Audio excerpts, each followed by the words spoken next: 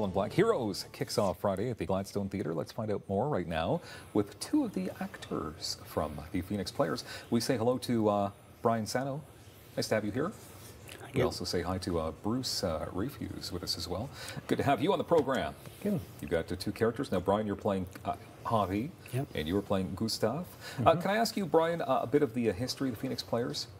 Well, Phoenix Players started in about 2001, and they were essentially a group of people, I believe, who came after an Nepean Little Theatre folded, but they wanted to keep on doing community theatre, and so they've been acting in various places since then. Okay, April. It runs till April 13th, and tell us about this play, Bruce. Now, it's pretty serious stuff, but it's kind of funny too. It's a comedy. Yes, it was written by a French playwright, Gérard Siblera. And he had heard of these disabled veterans who were basically kept in disabled veterans' homes for many, many years after World War I. And this particular play takes place in 1959, 3 World War I veterans.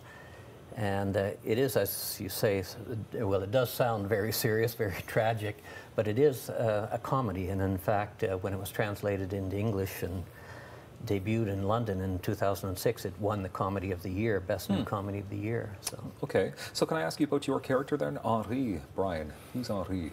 Henri is a fellow who's been in the home for 25 years. He's he's described as having a leg and a half, so he hobbles around on a cane. And but he's quite the enthusiast of the group in terms of his outlook on life, although he's also a realist. So is it difficult then, Bruce, to play a veteran?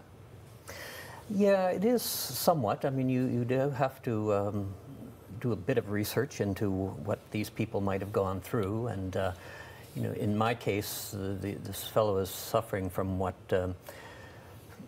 we would now call post-traumatic stress disorder. So, you know, some research involved in what that involves and what that would be like. Now, we saw some pictures of, it looks like you're practicing here. Brian, can you tell me, so there's three actors in total. Who's the third actor? The third is played by Dr. John Kerslink. I believe that's how it's Kirschman, sorry. You know, I've tried to learn the character names more than anything. Yeah. And he's playing Philippe, and Philippe is someone who was physically injured by he's got some shrapnel in his skull. So, but it leads to some rather interesting, rather humorous situations where he tends to fall asleep at inopportune times. Inopportune times, okay. Bruce, so you've actually been with the Connecticut Theatre for a while, and Ganag as well. So, yes. So you've been a part of the entertainment world for quite some time. Well, not really. It was when I retired from the public service that it took till then for me to get both the time and the nerve to actually do something in theatre. So I've been doing theatre for about 10 years now. Okay, sounds like a good amount of time to me, a decade. But Brian, you were a high school drama teacher. That's correct. And you also have a big role with the OLT, Ottawa Little Theatre. I have acted, directed, and done lighting design and sound design for Ottawa Little Theatre. Yeah. Okay, good to be part of the entertainment community here in Ottawa. Yeah, it's different companies. People go to different companies and such. So we know, like for example, I know the director from OLT, and he's doing his directorial debut with the Phoenix Players, and he's doing a great job. Okay, are you talking about Rich Hooten? That's correct. Yeah, and how what's he all about as a director? Well, Rich has got a great way of just looking at the whole thing as a whole, and he does a beautiful job at setting up pictures as we go along, you know, and he nudges us one way or the other, and the moments have really come out. He really helps to paint a story. For sure. Okay, so can Bruce, you tell me about the volunteers that take part in this? I mean, they are the lifeblood of what happens at Phoenix Players. Oh, absolutely. Yeah. I mean, they call this a 3-man play, but in fact, there's 3 people on stage and many more behind the scenes, people who built the stage, people who paint the set and design the costumes and so on. So it's Phoenix is a totally volunteer organization. So there's you know, a lot of people who give up their time freely to put on a show, something like this.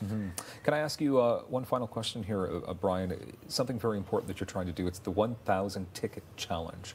It sounds like a hefty goal, but yes. What's it all about? Well, the point is that if we do put 100 people in the seats during the course of the run, some members of our company will donate the price of a automatic defibrillator that you see in public spaces. And so that's going to be installed at the Gladstone, hopefully. So we're challenging people to come out, and he'll donate the cost of that. Yeah, that's good. Great initiative. And as I mentioned, it kicks off Friday, and it's running until the 13th. So there's plenty of opportunities for people to check out heroes and volunteer opportunities and much more at phoenixplayers.ca. Brian and Bruce, thank you very much for being here. Thank you. Good job. Always a lot of talent on Daytime Ottawa. More coming up on Rogers TV.